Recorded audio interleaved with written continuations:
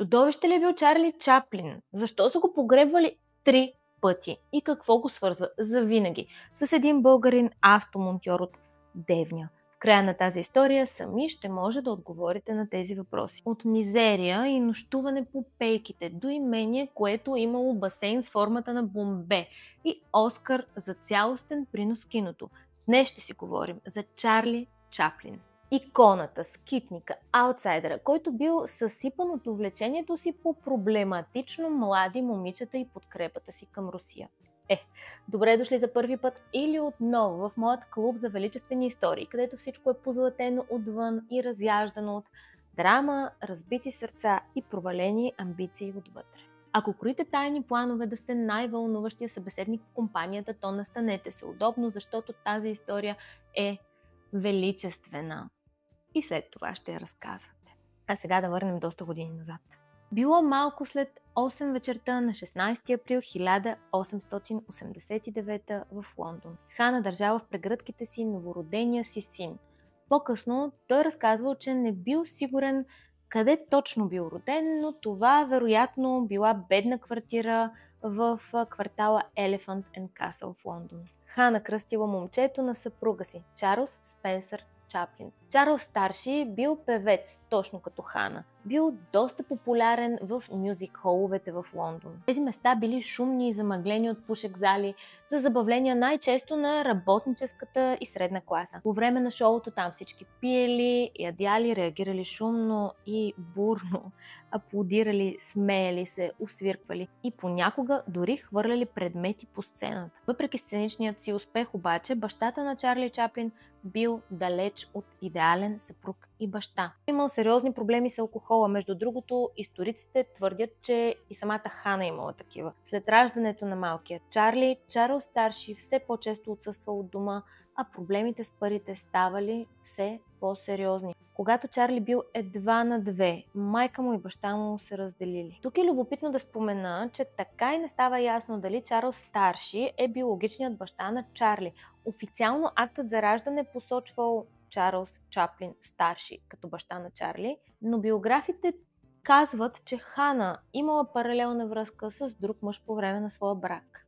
Истината така и не излиза наяве. Стабилността в живота на Чарли била мит. Единственият човек, който му носил усещане за закрила, бил по-големия му брат. Полубрат по-точно. Сидни. След раздялата на Хана и Чарлз старши, всичко останало на нейните плещи. Тя се борела да се грижи и за тримата, местили се от квартира на квартира, основно около Кенсингтън в Южен Лондон. Било и трудно да си позволи наема, защото платените й ангажименти били все по-малко, а пиенето й се влошавало. С него и емоционалното й състояние. Твърди се, че майката на Чарли дори била принудена, за да докарва пари за прехраната и наема, да предлага платена любов. Искрица надежда се появила в техният живот, когато Хана започнала нова връзка с колегата си Лео Драйдън. От него родила трети син на име Уилър. Изглеждало сякаш кошмарът, в който живеели, за малко се пропукал и късметът на семейството се обърнал. Заради тази връзка Чарли и Сидни брат му заживели половин миля нагоре по улицата от старият им мизерен дом, в дома на Лео Драйдън, където имало храна на масата и колкото и нищожно да звучи това за тяхното семейство, така изглеждала идилията, която никога не са имали. След проблеми с намирането на стабилни работни ангажименти, както за Хана, така и за Лео, и все по-често влошаващото се психично здраве на Хана, Лео я напуснал, взимайки със себе си малкия си син Уилър. Тази раздяла се случила през 1893 и според исторически източници, чак около 20 години по-късно, Уилър разбрал от баща си, че негов полубрат е най-известният актьор в света. Раздялата на Хана и Лео белязала края на дните на привидно битово спокойствие. Актрисата и двамата й синове се върнали към старото си оскъдно съществуване ден за ден. Хана се борела да си намери работа като певица и танцорка, а малкият Чарли вървял след нея навсякъде. Той я наблюдавал зад колисите и попивал всяко нейно движение. Според разкази на самия Чаплин, той бил само на 5 годинки, когато направил своя дебют на сцената. майка му току-що излязла, за да изнесе представление на сцената на един мюзик хол, когато гласът я предал. Публиката била нетърпелива, освирквали я силно и това накарало собственика на заведението да предприеме някакви, каквито и да е мерки. Видял малкия Чарли как гледа зад кулисите и буквално го блъснал на сцената на мястото на майка му. Обърканото малко момче просто започнало да имитира майка си, повтарял движенията и опитвал да пее като нея.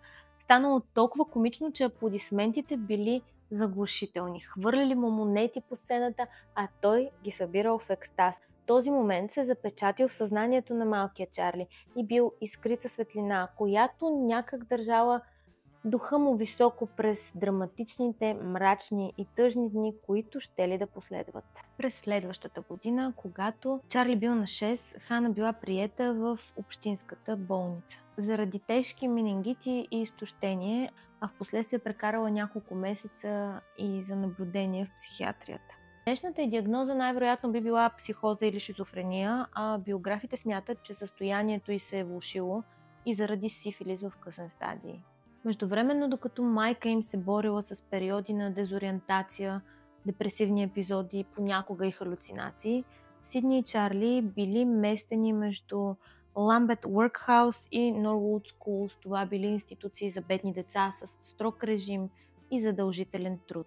Няколко месеца по-късно семейството се събрало отново и макар Хана вече да не била в психиатрията, нищо не станало по-леко. Скитничеството продължило. Малкото, което Хана изкарвала, този път като шивачка, се изпарило, след като шевната й машина била конфискувана за неплатени данъци. След този момент единственото, което ги държало на повърхността, били кухните за бедни, които сервирали основно безвкусна блудкава супа. Момчетата, те понякога просели, а понякога крадяли по нещо за ядене, някой плод, парче хляб, просто за да преживеят. Следващите години били буквално безпристан. Хана влизала и излизала от психиатрични заведения, а момчетата продължили да бъдат местени из институции за бедни деца и сираци. Уроците за тях били почти мит, а гладът той бил константа. По-късно Чарли разказвал в автобиографията си, че му се е случвало да спи на пейки в парка в онзи Лондон, който никак не бил романтичен, бил пропит с нищета и бедност. Някакъв вид спасение за Чарли дошъл, когато той бил на 10 годинки. Тогава той се присъединил към момчешката група The Eight Lancashire Lads. Това била пътуваща мюзик-хол трупа на момчета-танцори, популярни из Северна Англия. Те изпълнявали кратки номера в стил клок денс, такъв танц с обувки, с твърда дървена платформа, такава подметка като сабо. Този танц бил роден от работническата култура на текстилните и миньорски райони, където дървените обувки били ежедневие. Като част от трупата, Чарли се научил на няколко много важни урока. Как да спазва тайминг, как да е дисциплиниран и как да улови вниманието на публиката за секунди. Между изпълненията зад кулисите Чаплин внимателно наблюдавал комици, клоуни, фокусници, хипнотизатори и акробати, които по-късно ще ли да послужат за изграждането на неговите образи, тези, които го направили безсмъртен. Той прекарал с трупата около 2 години преди ангажиментите им да уредеят и той да започне да търси каквато и да е работа, за да се издържа. Тогава той бил на 12 и животът отново не бил на негова страна. Докато Хана още била в психиатрия, Чарли научил, че баща му починал от осложнения, свързани с проблемите му с алкохола. И въпреки това, въпреки всичко по-точно, той трябвало да се справя някак, което в неговия случай означавало, че трябвало да работи и приемал всякаква работа, каквато и да е.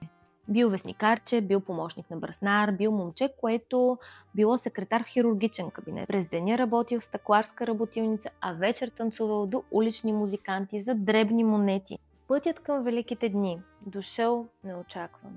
Театрален агент уредил на Чарли роля в сценичната адаптация на Шерлок Холмс, където той играл Били the Page Boy, момчето, което обслужвало Холмс на Бейкър Стрит. Той пътувал с продукцията между 1903 и 1906, а първият му истински триумф дошъл, когато заглавието било поставено на Уест Енд. Това е лондонският театрален квартал. В края на 19 и началото на 20 век там се играели водещите пиеси и да излезеш на сцената на Уест Енд означавало, че вече си влязал в голямата лига. Следващото приключение дошло, когато той се включил в комедийна трупа, която залагала на работнически скечове. Шоуто не било престижно, но там Чарли извличал максимума, наблюдавайки работата и маниерите на хората около себе си. Този ангажимент му помогнал да стане част от трупата на Фред Карно, най-строгата комедийна школа на епохата, където репетициите били неспирни, а всеки жест бил перфектно планиран. От Карно Чарли получил урок, който останал в съзнанието му завинаги. Карно му казал, че най-важно било да запази тъгата във всеки жест и във всяка сцена. Дори когато образът бил комичен, ако ударил някой, трябвало да изглежда, че съжалява. А ако го съборил на земята, например, трябвало да му помогне да стане и да го целуне по челото. Точно този контраст на смешното и тъжното щял да стане неподправеният подпис на Чарли Чаплин. Не минало много време и Чаплин станал най-голямата звезда на Карно, издигайки изкуството на комедията на ново ниво. Година по-късно, през септември 1910, Карно изпратил своя състав на първото им турне в Северна Америка. Пътували от Лондон към Квебек. На палубата бил и Стан Лоръл, тогава дубльора на Чаплин. Двамата държали духа високо с шеги и закачки по време на нелекото пътуване. Тогава Чаплин бил на 21. Според спомените на колегите от трупата, когато корабът наближил брега, Чаплин скочил от мястото си, затичал се към борда и посочил хоризонта. Вдигнал ръце за тишина и сякаш пред публика казал театрално: „Америка, идвам да те завладея. Всеки мъж, жена и дете ще знае името Чарлз Спенсър Чаплин.“ Поклонил се театрално, а групата го освиркала приятелски. Всички те обаче знаели, че Чаплин носил онова вълшебство, което можело да му помогне да постигне нещо нечувано. Горе-долу 3 години след пристигането му в Америка, Чарли получил телеграма от тогава най-горещото комедийно студио Keystone Studios. Мак Сенет, шефът на студиото, забелязал Чарли и го канал да се присъедини към филмовете им продукции срещу $150 седмично за 3 месеца. Той е приел и въпреки огромната си любов към сцената се оттеглил. Слязал от нея завинаги, за да тръгне по стъпките към истинската слава. Когато Чарли прекрачил прага на студиото, той не видял огромни декори, а разнебитени бараки. До тях имало стара плевня, която служила за съблекалня. И като цяло двора бил отрупан с кофи, стари коли и всякакви боклуци. По снимачната площадка паралелно се снимали по 3-4 неми късометражни филма. Идеята за филм се раждала сутринта, следвали репетиции на терен и до края на деня лентата вече била факт.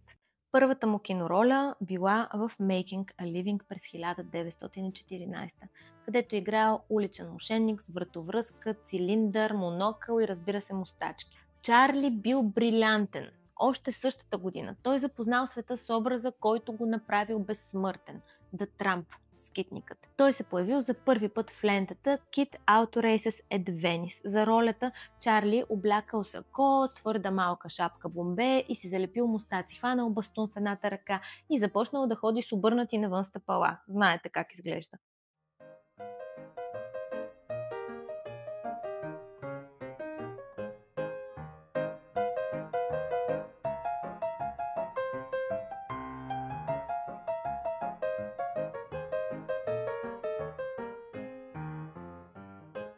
Тъжният и леко непохватен аутсайдер веднага спечелил публиката. Само през същата година, 1914, Чаплин заснел цели 36 късометражни неми филма. Да, темпото в Keystone било безумно, даже нечовешко, но този мащаб помогнал на Чаплин да стигне до следващия връх в кариерата си и само година след първата му кинороля Чарли подписал с нова продуцентска компания. Условията били безпрецедентни. Щял да получава $1250 седмично и $10,000 при подписване на договора. Това било заплащане, което ясно показвало, че той вече бил голяма звезда. Усещането за успех на момчето, което израснало, живейки в нищета, било супер неестествено чувство за Чаплин. В мемуарите си той споделя как веднъж се настанил в луксозен хотел в Ню Йорк и прекарал първата нощ в детинско удивление. Отварял и затварял крана на топлата вода в банята отново и отново. Как можел човек да свикне с такъв комфорт? Се питал той. Всъщност истината била, че споменът за лишенията никога нямало да напусне мислите на Чарли Чаплин и дори на върха на славата той щял да продължи да се очудва на обикновени, дори ежедневни удобства. На новото си работно място Чарли открил, освен нови предизвикателства, и новата си екранна партньорка Една Първианс. Тогава тя била на 19. С нея следващите 8 години двамата щели да изиграят цели 34 филма. Тя пасвала идеално на Чаплин, защото се превърнала в страхотен контрапункт на образа на скитника, The Tramp, придавайки му една топлина и равновесие в сцените. Именно образът на скитника направил мащабът на влиянието на Чаплин световен. В пресата вече го наричали най-известният човек на света и отбелязвали факта, че между 1915 и 1916 филмите му били гледани от около 300 милиона зрители по света. Чарлин се превърнал в марка, превърнал се в лицето на цяла една индустрия. Около 1915 дори по магазините вече се появили Чарли Чаплин кукли с бомбе, бастун, малки мустачки, имало пощенски картички и фотопортрети с неговото лице. Дори имало конкурси за негов двойник. Чаплин обаче не можел да повярва на всичко, което се случвало.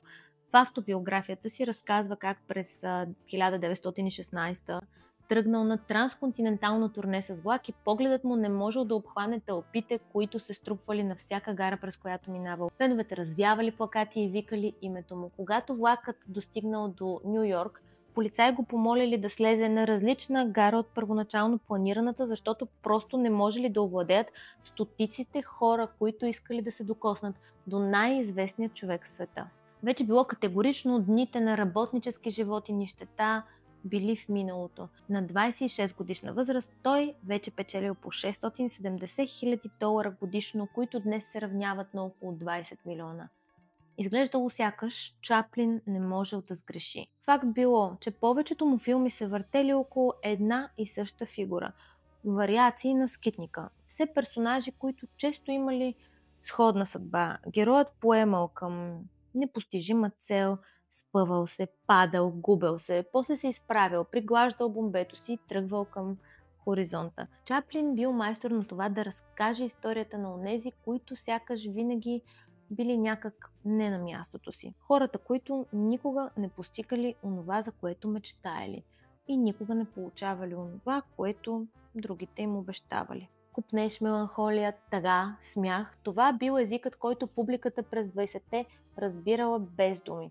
Всички намирали част от себе си в образите на любимия си актьор. И докато професионално всичко при Чаплин било в постоянен подем, личният му живот бил доста нестабилен.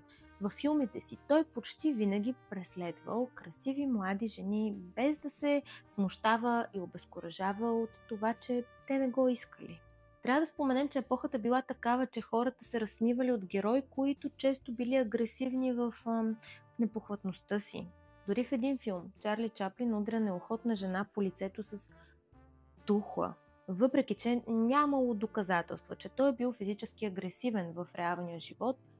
Чаплин бил далеч от идеалния партньор за жените около себе си. Една от градските легенди за него твърдяла, че той се хвалял, че имал списък с над 2000 любовници. Много от тях обаче били неприлично млади. Колежката му, Една Първианс, за която вече ви споменах, била една от тези 2000. Да, по принцип, връзката им изглеждала като предопределена за брак и щастлив живот. Истината обаче била, че двамата наистина имали вземане-даване, романс в реалния живот, много преди екранната им химия да избледнее. Отношенията им били сравнително кратки и Една ги прекратила. Просто защото тя осъзнала, че неговата единствена истинска любов била работата му и така щяло да бъде завинаги. Не е тайна, че много малко хора познавали истинският Чарли Чаплин отвъд светлините на прожекторите. Някак иконизираният му образ започнал да се пропуква, след като той подписал договор с нова продуцентска компания, която изисквала от него той да продуцира по един филм на месец за една година. На снимачната площадка той станал тиранин.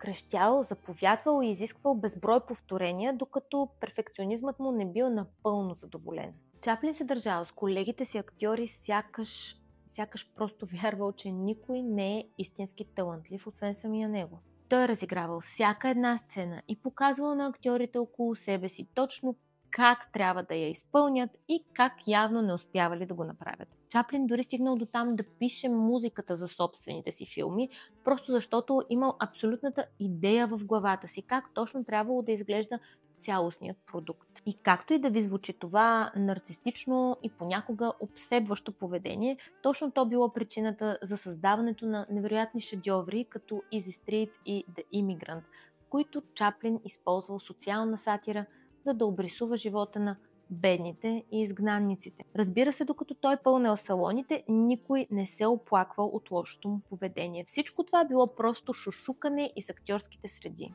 През лятото на 1917, когато Чаплин бил на 28, дошъл първият му договор за $1 милион. Парите обаче не били най-вълнуващото около него тогава. Били любовните му отношения, разбира се. Те щели да бъдат толкова бурни, като вълна, която имала силата да помете всичко наоколо. И като казвам да помете всичко, имам предвид да го срине. На парти в дома на един от най-могъщите холивудски продуценти тогава, Самюел Голдуин, това е един от създателите на Метро Голдуин Майер, Чарли се загубил ума. Той срещнал момиче с нежно лице, руса коса и сини очи. Нейното име било Милдред Харис и малка подробност, тя била само на 16, цели 13 години по-млада от Чаплин. Искрата между двамата прехвъркнала веднага, връзката им започнала пламенно и тайно и само няколко месеца след това Милдред обявила, че е бременна. Притеснен от всичко, което щели да напишат медиите за връзката му с неприлично младата красавица, Чарли решил да се ожени за Милдред. Обаче се оказало, че бременността била фалшива тревога. Тя забременяла по-късно в отношенията им и така първият брак на Чаплин започнал по принуда и с липса на всякакво доверие. Този брак бил ужас и за Милдред. Когато не се карали, Чаплин я игнорирал напълно. Не дълго след заветното да, Милдред била хоспитализирана за 3 седмици с диагноза нервен срив. И така геният, който накарал милиони да се смеят, се оказал толкова токсичен в собствения си дом, че успял да угаси искрата на едно 16-годишно момиче. Но това било само началото на любовните му отношения с неприлично млади момичета, защото думата не е жени. И личните му бури и скандали, които щели да разрушат репутацията на най-известния човек на света. Историята на Чарли Чаплин продължава в част 2, която идва другата неделя по същото време. В нея ще ви разкажа защо го осъдили за бащинство на дете, което било доказано, че не е биологично негово, кога бил краят на неговата американска мечта и какво свързва завинаги Чарли Чаплин с един български автомонтьор от Девня. А между другото във втората част ще разберете и защо Чарли Чаплин бил погребан цели 3 пъти. Ако този разказ ви е развълнувал, може да се абонирате за канала ми, където споделям истории по-велики от всеки роман и сериал. Такива са, защото най-добрият режисьор си остава истинският живот.